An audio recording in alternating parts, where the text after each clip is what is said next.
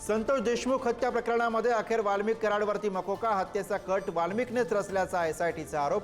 केस कोर्टामध्ये उद्या पुन्हा सुनावणी। अखेर 9 तासांनंतर वाल्मिकच्या आईचं ठिय्या आंदोलन मागे। उद्या सकाळी समर्थकांची बैठक घेऊन पुढील आंदोलनाची दिशा ठरवणार। वाल्मिकवरील कारवाईच्या निषेधार्थ 3 समर्थकांचा आत्मदहनाचा प्रयत्न। आकाश से आका धनंजय मुंडेस पुढारी न्यूजला दिलेल्या एक्सक्लुझिव्ह मुलाखतीमध्ये आमदार सुरेश धस यांचा हल्लाबोल। खंडणी प्रकरणामध्ये धनंजय मुंडेंचं नाव येणार असल्याचा ठाम दावा। शिवसेनेची काँग्रेस झाल्याची आमदार भास्कर जाधवांची टीका। जुन्या शिवसैनिकांच्या सूचना ऐकल्या जात नसल्याचाही आरोप। रत्नागिरीतील बैठकीतनं भास्कर जाधवांचा उद्धव ठाकरेंना घरचा आहेर। पानिपतच्या शौर्यभूमीवरती छत्रपती शिवाजी महाराजांचा पुतळा उभारणार। मुख्यमंत्री फडणवीसांची घोषणा।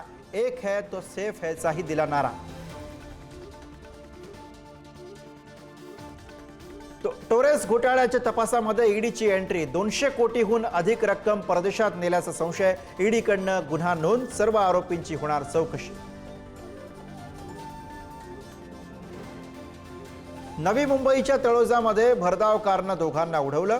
अपघातामध्ये एकाचा मृत्यू तर 1 जण गंभीर जखमी। चालकाचं कारवरील नियंत्रण सुटल्यानं अपघात झाल्याची माहिती।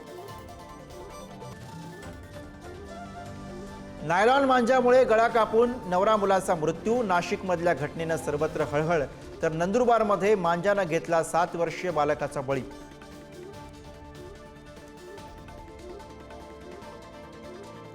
मुंबईमधनं 81 बांगलादेशी नागरिकांना अटक। नववर्षातील पहिल्या 10 दिवसातच मुंबई पोलिसांची मोठी कारवाई। गेल्या 3 वर्षात मुंबईतनं 900हून अधिक बांगलादेशींना बेड्या।